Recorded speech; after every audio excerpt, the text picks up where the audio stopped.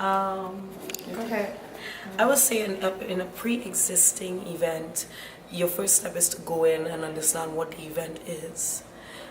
Then take into consideration that you need to be prepared with staffing, with the necessary aspects that you have to think of holistically, and don't take anything for granted in an event, from security and logistics all the way through to the actual event, what is needed, props, catering, crafty, all these things, your workers, your talent. You have to take all these things into account, and when you're doing an event, there's a formula, and the formulas are all there and available to you as to what the objective of the event is. But the main thing is preparation and time. When you take a shorter period of time to plan something, it is less effective because you don't have time to think of everything that could possibly happen and having a contingency for it. Instead, what you do is you find yourself not having time to figure it out. With us being able to do this event within the TV show, think about it, every location we do is an event. Yes. So we have to sit down and budget. We have to sit down and figure out logistically what do we need, how many people we need to do what, and then have a really, really detailed briefing with every stakeholder, every person involved, to ensure that everyone understands their roles and what they're supposed to do. Because too many chiefs in a pot doesn't work. Right. So you have to ensure that you have a production meeting. One of the most effective things in film and TV is production meetings. We have table reads and we have production meetings before we even start shooting. So everyone involved, every camera person, every production coordinator, every talent liaison, every producer, we all have a role. We all understand our roles and we all perfect our roles. So that way the sum of the whole comes to one.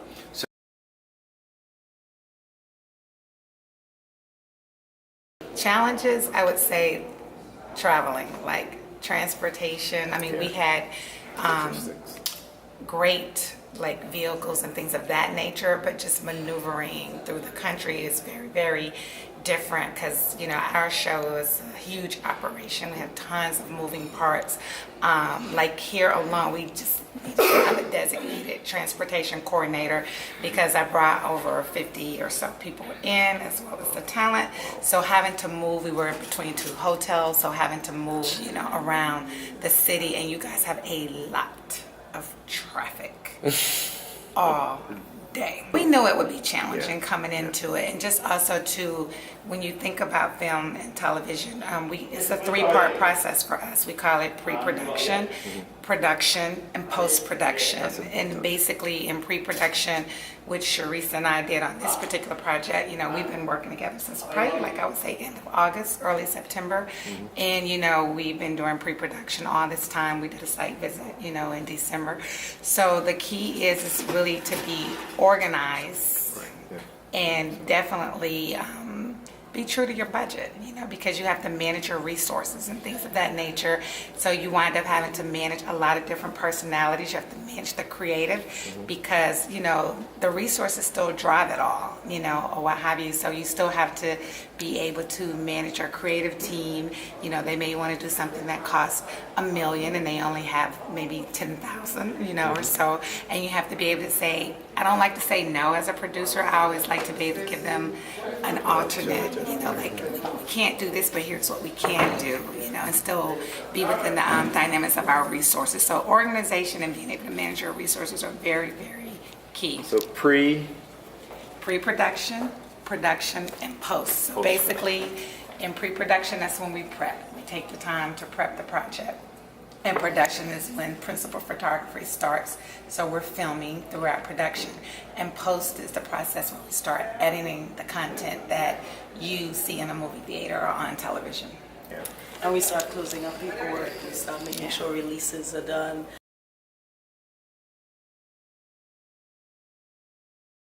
I would say the number one thing that stands out to me, because I have to think about my team. And I think what was quite interesting and surprising is that I was really prepared to bring my whole entire team, honestly, because sometimes we go to different places, different destinations, and there's no team and there's no gear. We were able to pick up like grip materials and some lighting gear down here, as well as we were able to pick up sound. We were able to pick up ACs, assistant camera operators. We were also able to pick up makeup in here as well. We had a host of PAs.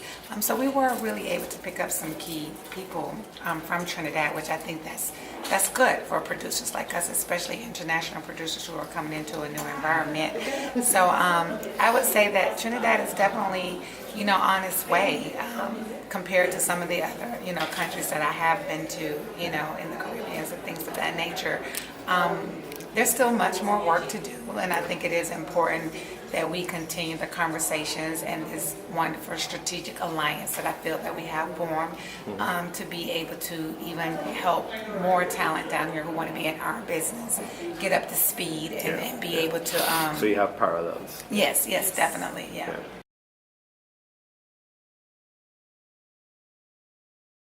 Those of you that don't know, I actually have a music background. I have a music degree, which I did in Florida Memorial College. Nice. And my music background kind of led me into film and TV. And one of the things you learn in the post-production aspect is clearances.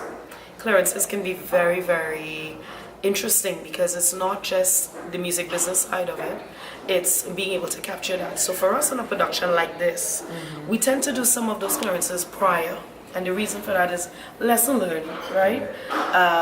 You go somewhere and it's a beautiful location, but you see all these paintings that are made by wonderful artists. You listen to these amazing songs that are made by wonderful musicians and composers, yet in the reality of it, they have not come up to contractual agreements amongst themselves and publishing that allows us the opportunity to cleanly license their published work. So what the challenge has been for me, and one of the things that I've seen that I've wanted to be able to work with Music TT as well as CART and the different entities in music here specifically, is to say, hey guys, I love our culture. I love that we go into the studio and we make a great soca song and everybody jumps on the rhythm and all of that. But while you were doing that, and somebody came up with a line here and there, you needed to write down this agreement in place of who owned the mechanical rights, who was the composer, ensure that the music in the background didn't have 8 bars of somebody else's song like Jay-Z, who can sue you for quite a bit. There's so much that you have to think about risk when you're and I think risk. it happens with creators and we're such creative people as Trinidadians. I love that about us, but we don't think about the business.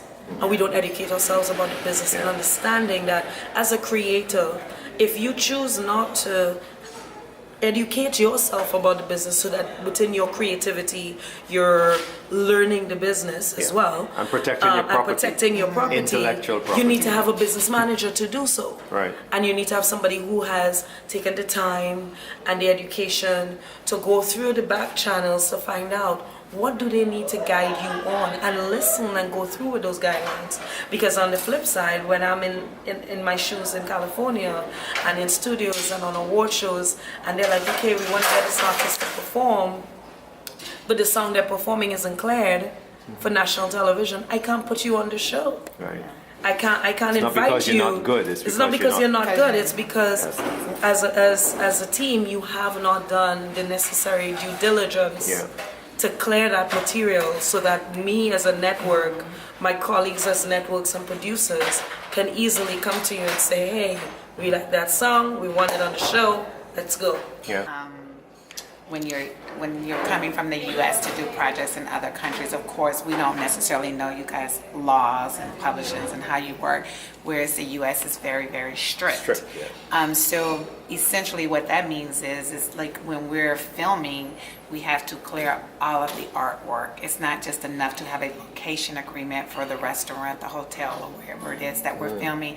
If there is artwork in the background, that has to be cleared. If there are logos, brands, for example, you know, you guys have a lot of sponsorship down here, like most of the bars that, you know, we went into, or have sponsorship from Stag or Carib or, you know, what have you. So we still have to have material releases to clear those brands, else we can't show it on television. And I will say, I'm not 100% sure, because like I said, I'm not familiar on the laws here, but it seems to be a little bit more lax environment here when it comes to that, because, you know, we had to really explain to people, like, no, you can use it, it's fine. And we're like, no, we need you to sign this paper. A verbal commitment just won't do, you know, because, you know, we have to report to our legal, and the only thing they care about is these location releases, material releases being filmed, even if because it's risk. Yeah, because there's risk and liability, of course. So we have to manage our liability by making sure that we do our due diligence. Even if there's like a person in the background over there, you need an appearance release because you have to have permission to show that person on camera. And one of the big things that we do when we have crowds, we do what we call cable cast, and that's just basically we put them up outside of the venue so that people know when they're coming into the venues that they're being filmed, because it's really hard. It's like a release, you can't clear Marshall Monday, like, you know, virtually impossible. So you have to put those cable casts up so that they know that you're filming. Okay.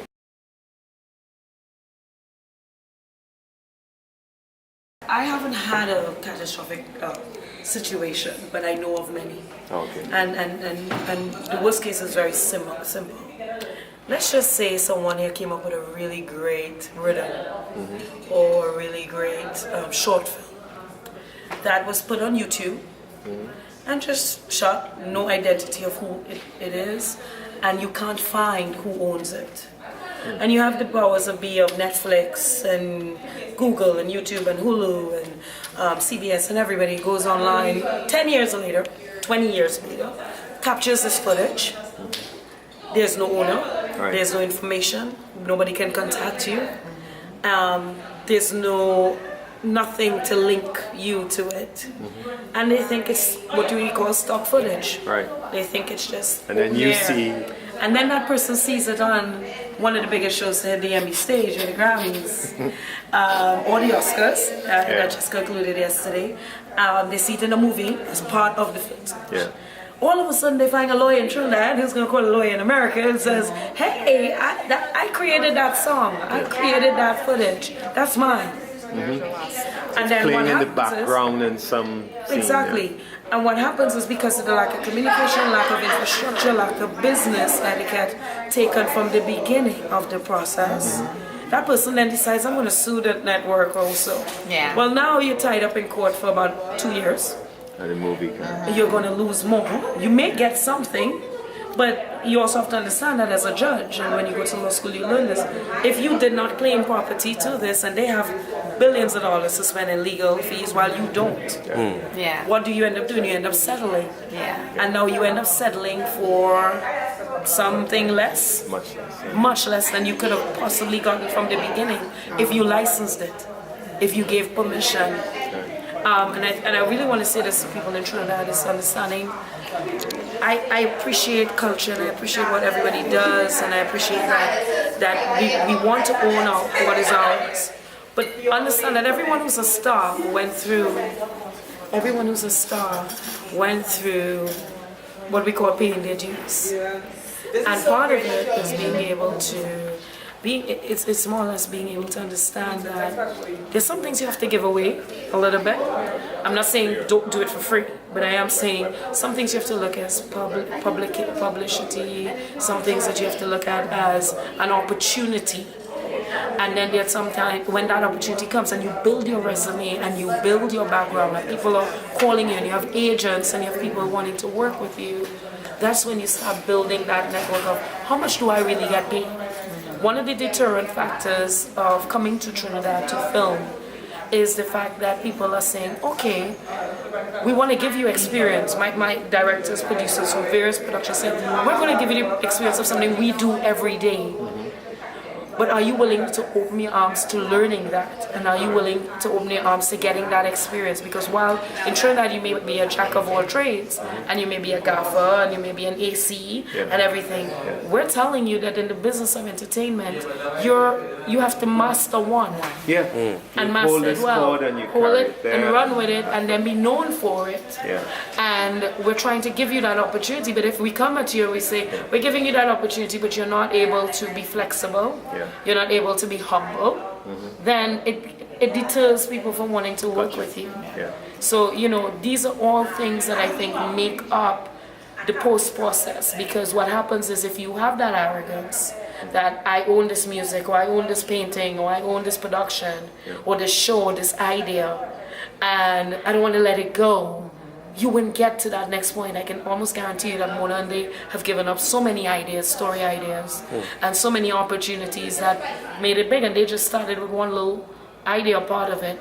But what happens is you have to learn, okay, let me work with them, let me learn this, and then do like what Steven Spielberg and all of them have done in the past. They started small as PAs. Right. They started giving ideas away for free. Right. They started working with the idea they had to see how it was developed. Because quite frankly, you give me a script, we're going to develop it into even more. So it still becomes not yours. Right. So Right? Yeah. Completely. And then as you they get have a popular, part they get in a up. big thing. Exactly. And as they get higher up in the hierarchy, they then become Steven Spielberg. They then become Cherry Bruckheimer. They then become Spike Lee. Because they've gone through the process and the what we call the growing pains of producing and directing. I think if people understand their true struggle and understand the process and respect the process, then you will be a success. There's no doubt. Excellent. And I've been very fortunate. I haven't had any disasters when it comes to the clearances and things of that nature. And Sharice went over very well the liability side, going to court, settlement, and things of that nature. But there's also a production side to it, because sometimes people are very uncomfortable about signing location releases and things of that nature up front. But it's really important that we sign those things up front, because if we don't, and then you decide, I don't want to do it, think of all the production dollars that we have spent to be in your space on that particular day. So we have to manage, it's not just the liability and a big lawsuit, it's also the day-to-day of operations where I've hired a crew, I have a team, that could be $20,000 in a day, and you decide at the end of the shoot, oh, I don't want to do this anymore. Not a good look. So we're very proactive in making sure. That was one of the things too that was challenging, just because you guys are starting out and you want to be a part of it, so you're kind of learning it as we go. So we needed this side to be more flexible, because people will want us, let's wait. Are they coming here? Things of that nature. Whereas we are clearing locations like 5, 10, 15 a day, just on a whim, just in case we need to go. So we have an avenue to go. Because sometimes we may shoot first scene in the morning, and we may think we're going to be at a particular place, second scene, only for maybe 20 minutes before the second scene, we need to change. So that's how quickly we move, and things of that nature. But I think as the industry grows here, and the opportunities that you guys create here increase more significantly, you will move at that same speed as well, So it's still growing here. So. And I'll say, I'll say this: I've done 4 productions here in Trinidad and Tobago, and worked with a number of people in events and planning. Could you give me an idea of what just to, for the audience? One of my first productions is E-Zone. I created E-Zone with Lisa Wick and Imagine Media. And I was 17 years old when I came up with that idea. And Lisa took it and worked with me and worked on the project. It lasted for 5 years. The next project we came back with, and that's how I met Wanda, was with Roger Bob, who's my mentor and my boss right now. I work for Bobcat Films, and we came here to do Girlfriends Getaway 1. Subsequently, we did Girlfriends Getaway 2 in Puerto Rico. And so I can tell you, we did Home Again here as well. And I work very, very closely with a lot of productions that want to come here and they will call me and say, hey Cherise, what do we do? And then I start connecting the dots. So I would say that over the years, I want to give a lot of credit to the Ministry of Tourism, Ministry of Trade, and Film TT, because I've seen this industry grow. I remember when Film TT came to me 5 years ago and said, hey, we're coming to LA, we want to meet some people out there, can you assist us to do a luncheon? And at the time I was just like, okay, I don't know, okay, no problem. Because we have something called AFI, and it's ACM in LA, and the American Film Market, AFM.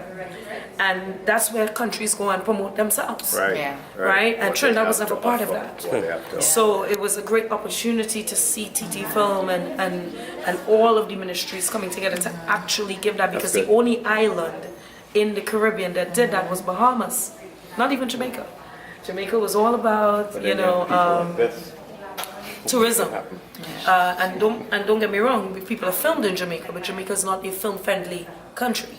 The only country that would put themselves out there in a film way was the Bahamas. Wow.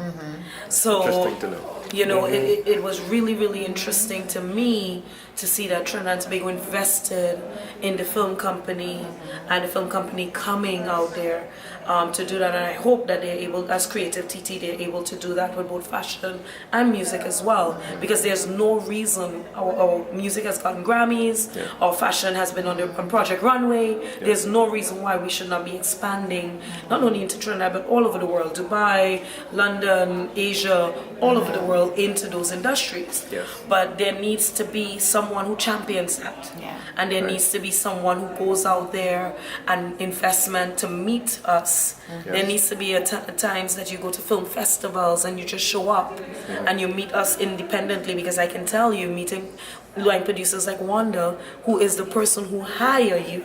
She decides where we go. She decides who we hire. This is the bank. It stops here. And Get me in trouble. I'm trying to get in trouble, but you have to also understand who are the bodies, who hires, who makes the decisions. Right. And as Mona said in the press conference, sitting on a network call for me was one of the most interesting calls of my career, having to prove to a network that I've worked with for over 10 years in various capacities that Trinidad and Tobago could be seen in two different lights. Yeah. Right. And There's it was, a misconception too, because I've been to Trinidad even prior to this, which is why I was so passionate about making it happen for our team. When you're not from here, people tend to think all of the Caribbean is just beaches and resorts and things of that nature. And one of the things that people don't understand about your beautiful country here is, to me, this is the heart of business in the Caribbean. I mean, if I'm incorrect, please correct me. But people don't know that. I mean, you have your oil, your gas, you have your sugar, you have your asphalt and things of that nature. But entertainment should be a big part of that, because it all kind of works hand in hand together. Politics, entertainment. I always tell people, and Speak directly into this camera. Politics, entertainment, corporations, it all goes hand in hand together. So it's important that you equally give them all the appropriate attention that they need, because there's no reason why you wouldn't have a major film capital in the Caribbean. And to me personally, from being here, I don't see why not Trinidad.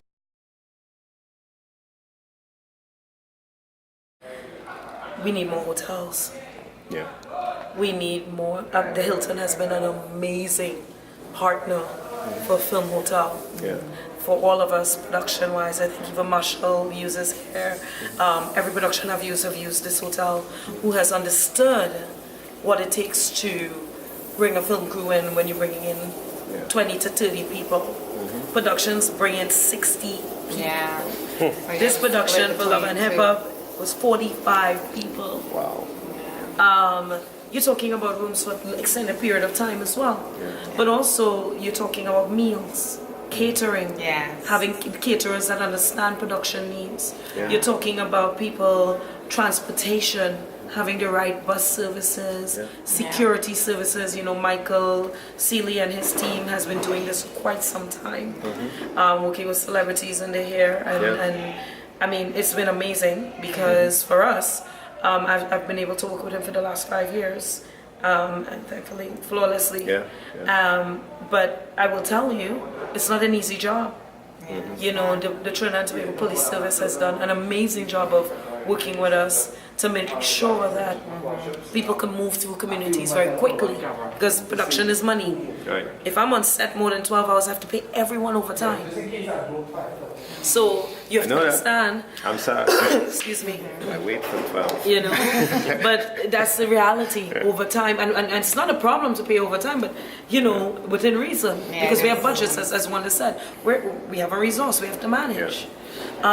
So it's so many things that needs to be put in place, and I think it's getting there. Yeah.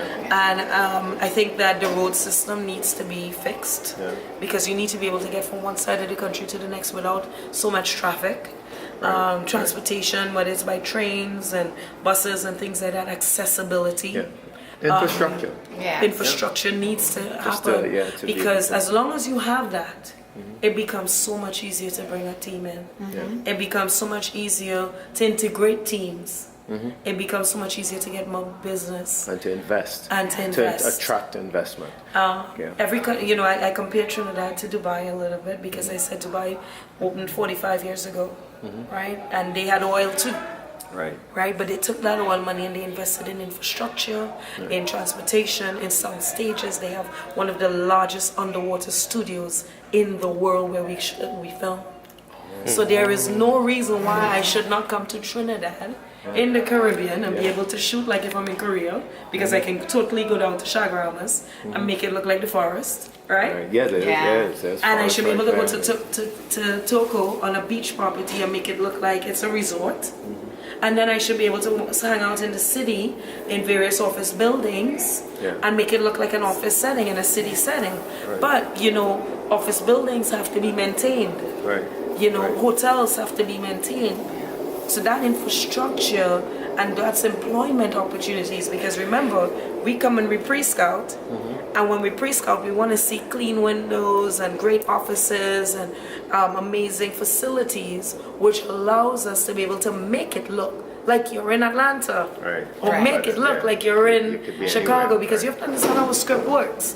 It may have a city scene, it may have a beach scene, but if I can shoot that whole thing in one city and nobody knows the difference, then we're golden. It's consistency, continuity, it helps us. And you, the person, wouldn't even know. I asked how many people knew that Black Panther was shot in Atlanta.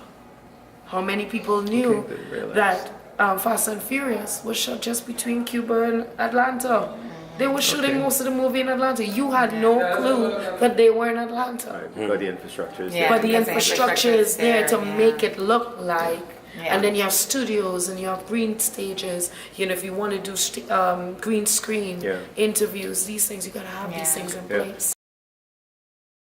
So I definitely we're in agreement. I would like to craft that message so that it stays positive. It stays, for me, aspirational, but also a to-do. I want to bring it up to the level of to-do, because it's to think about and to consider, but it's still on the fringe of to-do. And people like yourselves, what was said today, when that makes a headline, it helps push it over, because we're at a point where, you know, we have to look at what's next. And as a country and as individuals who I see as investors, you're investing your time, your resources, and your products and your branding to Trinidad and Tobago. I want to say that I believe that we're close to it. And when, you know, some people are frustrated thinking it's the end, but I think it's the beginning, and you guys can. I'm totally excited. I'm from Trinidad, so I can tell you I'm totally excited, and I can't wait to see what happens. I can't wait to see how this industry improves.